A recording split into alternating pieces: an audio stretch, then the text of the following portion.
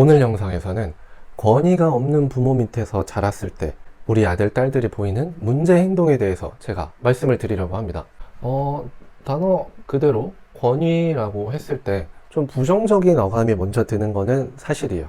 그래서 부모가 권위를 내세운다 라고 하면은 왠지 자녀를 통제할 것 같고 억압할 것 같고 이러한 모습들이 먼저 떠오르는데, 사실 부모에게 권위는 매우 필요한 존재다 라고 생각을 하시면 됩니다. 요새는 뭐 우리 오은영 선생님도 그렇고 여러 육아와 양육 전문가들이 나와서 아이들을 공감해줘라 이런 것들이 한참 유행을 했어요. 정말 유행처럼 번졌어요. 그래서 부모들이 자녀의 마음을 조금 더 알아주고 공감해주고 이해해주는 이런 사람들이 굉장히 많이 늘어났죠.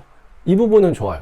근데 이게 또 너무 이쪽으로 갔어요. 너무 공감적으로 갔어요. 그러다 보니까 부모들이 이 권위를 잃기 시작했습니다. 우리 아들들, 우리 딸들이 어떤 문제를 보이냐면 공통적으로 개념이 없고 행동 조절을 못하기 시작했습니다. 왜 그러냐?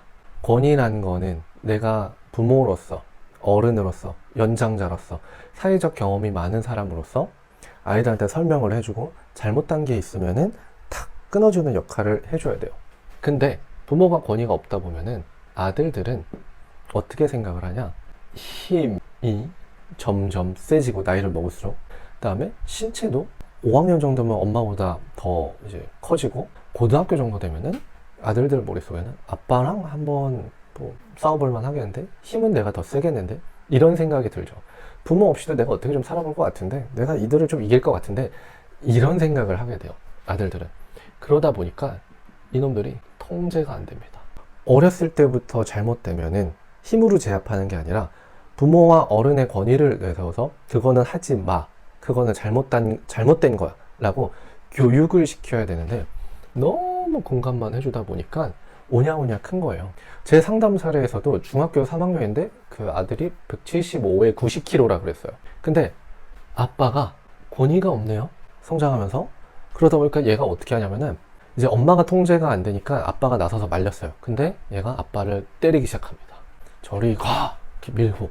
90kg짜리가 이렇게 확 미니까 어떻게 되겠어요? 그 아버님은 뭐 한 175 정도에 한 60kg 정도 나가는 것 같은데 확 밀리죠. 그러다 보니까 이 아들이 폭군이 된 거예요. 자기 맘대로 하고 집안을 통제하고 뭐 학교도 안 가고 온종일 게임하는데 아빠도 엄마도 못 말려요. 그냥 아무도 통제가 안 돼요. 통제 불능 상태가 된 사례가 꽤나 많았어요. 한 사례가 아니에요. 꽤나 많아요. 이러는 과정이 꽤나 많았다. 그 다음에 아들들의 특징은 이 빈도로 따졌을 때 충동적이고 이런 행동을 보이는 아이들이 많아요. 근데 부모가 권위를 내세워서 훈육을 하지 못했을 때 이 아이가 충동 조절을 하지 못한다, 그 상태로 컸다 그러면은 정말 아나무인격이 되는 거죠. 뭐 학교에서 선생님한테 맘대로 해, 친구들한테 맘대로 해, 사회 나가서 뭐 직장 상사한테 맘대로 해, 동료한테 맘대로 해, 얘네들이 결혼해서 부모한테도 맘대로 해, 아내한테도 맘대로 해, 자식한테도 맘대로 해, 이렇게 되는 거예요.